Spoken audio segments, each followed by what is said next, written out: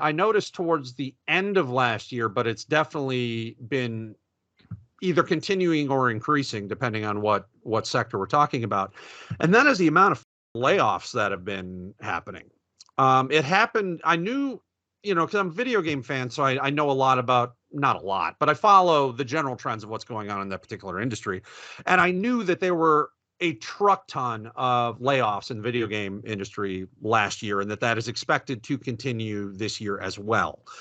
That is not unique or specific to the video game industry. It's the tech sector at large has especially been hit really hard with downsizing, layoffs, and all this other type of stuff. But it's not just the tech sector. There has been a large number of very large companies, whether they be tech-based or not, that have been announcing and continually downsizing, even as they are still continuing to announce record profits. And it's more like, well, we think there could be a recession coming, so just in case, we're going to fire a bunch of people now, just so that we can keep our stock price up, just in case something happens 6 months from now, or what have you. I'll get into more specifics about that in a moment. But Jason, when I first kind of suggested this idea, you were kind of a little lukewarm on it. And then you decided it was something that was there something specific that you read about or discovered that you weren't necessarily aware of, or did you just think about it more and then just be like, yeah, let's peel the Band-Aid off the wound and start digging in? Well, the thing is that a lot of times for Seg One, we always want to champion a lot of people that are being f***ed over. Usually we have a soapbox. It is what it is. We struggle in a lot of areas. No, Yeah. we struggle in a lot of areas out there, dozens, believe me, and technology and getting our face out there and shit like. But what we don't ever struggle on is this part of what we do. And what we do is the dumpster fire, Seg One, every single week in, week out for 4.5 years. And I really enjoy it. So at some point in time, we realized that for some of you out there, oddly enough, and we've covered this, we are your only source of news. It is what it is. I'm so Batman bless you. And then for some of you out there, you do realize that this is an opportunity for certain things that are going on out there to be highlighted as an injustice or just as there is this portion that this is what we made our name on, One Day Closer to Dead. And so there's a lot of things that pop up, and Dave and I kind of whittle things down as to what we're going to talk about for our Seg One. A Seg One always determines the amount of listenership we have. It has always been so. And so it is not a minor thing to figure out what we are going to be speaking on. One of you last week or the week before said, you guys are always at your best when you're speaking about something you're passionate about. We do well with not rage. not just something that you lined up to have a show, which apparently a lot of you out there are like sommeliers of the One Day Closer to Dead and have figured this out, and not incorrectly, certain episodes that we've just pieced together for you guys to listen to. So well, I think and we feel like shit. And there's a lot of variables that go into it. Yeah, but I can say that last week, a lot of you said, well, you guys really cared about this week, and it showed. So, hey, there we are. So at the last minute, we had 3 or 4 topics we were batting around, but this is the one that spoke to me the most. And I think you're going to find out why in answering Dave's question. I was ill aware of how many layoffs had happened this last year in certain sectors of society, in the workforce out there, in businesses, and how many more are a study layoffs. They're calling, I guess, the study Sherbet study layoffs that are going to be happening in 2024 as well. And I was like, wow. And when he sent me these articles, the more I read it, the more I was like, Jesus Christ, this is good conversation. We need to talk about this. And as I went through it and I read it, and I started cross-referencing a lot of my research that I was doing, the one thing that came up is something that you guys are highly passionate about, I'm highly passionate about, is the role of AI the role of artificial intelligence in how many mother truckers out there are being laid off last year and this year. And I mean, it's startling how many layoffs are happening in the tech sector, in the entertainment sector, in the media sector. I mean, certain parts of the medical community in the next few years are going to be impacted greatly. And so I don't want this conversation to be all about, hey, AI took your job, daddy. Hard times. I'm not talking about that. But what I am talking, that's part of it. What I am talking about is I was shocked when you finally research it, how many layoffs were happening with how many companies, and what the does this mean to our society / economy going forward? Because it's amazing. I follow the Wall Street Journal pretty regularly. I was about to ask you about that particular element of it. Go ahead. Yeah, and it is they can't figure out where the we are in an economy. On paper, there's a lot of metrics that are shown on paper. Jesus Christ, in data, there's a lot of metrics showing on stone tablets things look good. Yeah, when Moses came down and the decimal point was moved, it's showing that certain things are okay, not too bad. But there's an instinct in the human animal that lives in America and possibly globally at this point that instinctively knows we're in a silent recession. We're in a silent depression.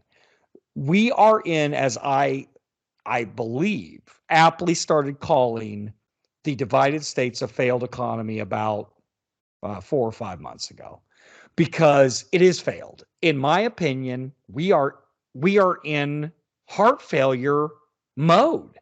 And everyone's like, no, that's not what the numbers are. I don't give a fuck about your numbers, bitch. I'm talking about what Jason Bailey and his genius mind knows and his ball sack feels. We are in a failed economy. And it's all about to wrap the fuck up.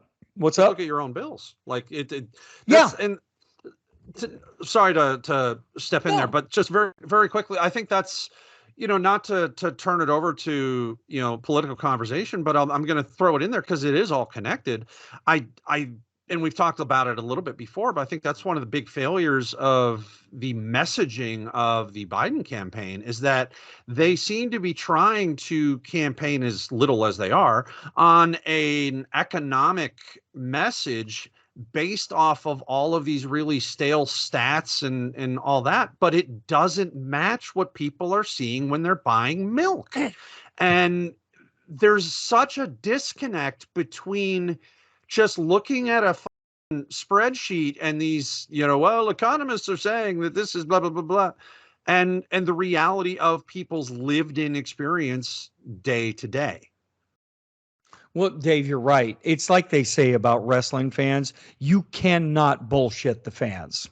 You cannot bullshit the fans. You can't just year after year after year push Roman Reigns in front of the whole audience as the god of wrestling and not expect there to be boos and boos and boos without turning him heel and taking him on that journey. You can't bullshit the fans. You can't bring back a Batista run in comeback when they know the workhorse is Daniel Bryan. You cannot bullshit the wrestling fan. Now, parlaying that into an American experience, the rank and file of American citizenship, you cannot bullshit the common man and woman. You cannot bullshit them. All you have to do is the following: gas bill, grocery bill, rent / mortgage. That's it. Those 3 expenses compared with what your take home money is per week, not per month. We're living paycheck to paycheck up in this bitch. Per week. That's all it takes. That's all it takes for the common man. Those 3 things: grocery bill, gas prices, and rent/mortgage versus what your weekly take home is, not before tax, after net. fucking tax. When you take those numbers, you don't have to be a mathematician. You don't have to be an accountant. You don't have to be an economist. Okay. You're not an economic scientist. That's all the common man needs. That's it to figure out what the holy is going on here. And what the holy is going on here to the common man is we in some shit, yo. That's what they feel. That's what they know instinctively. That's what they know. Okay. And so when you look at these layoffs that are happening on the top end of shit, where you're looking at Google and you're looking at entertainment and you're looking at so Sports Illustrated laid off everyone except the CEO, I guess, at this point. Yeah.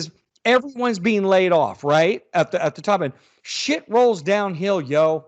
Shit rolls downhill.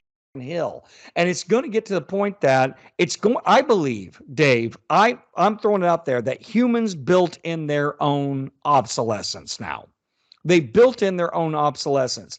What I talked about after cotton candy hit, we all consumed it, is that in the ivory towers, all the elites went, we have to fix this human problem here. This is bullshit. All they cared about at that point was the money we have left in the blood money bank account, in all of our accounts, in the treasure chest, has to go to tech and AI to replace the human problem. Well, they're doing it. The ones that had the most money can get to that quickest. It's going to roll downhill to where it's going to affect even burger flippers. It's going to affect everybody, but AI and technology is where those who had money put in their money, and Well, everybody else how many is going to be laid off. How many CEOs do you know have been replaced by AI? I'm not saying there None. hasn't been any, but I don't know of any. No, but one of the top 5 is management consultant, though, which goes to show you Dr. Theopolis will be in charge of most shit pretty soon. But what I'm trying to say is not to turn this into what you guys love and I love to talk about, that Hal's us all. But Hal's us all. We just have determined that this is how this is going to go. Okay. But as far as the economy goes and technology goes, uh, they no longer need worker drones if HAL can be a more efficient worker drone.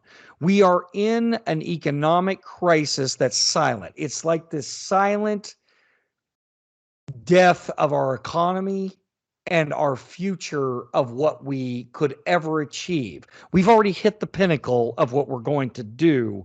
We're not talking about the top 1 to 5% that control all politics, their kids getting into politics, or all business that includes anything that is technological that controls us.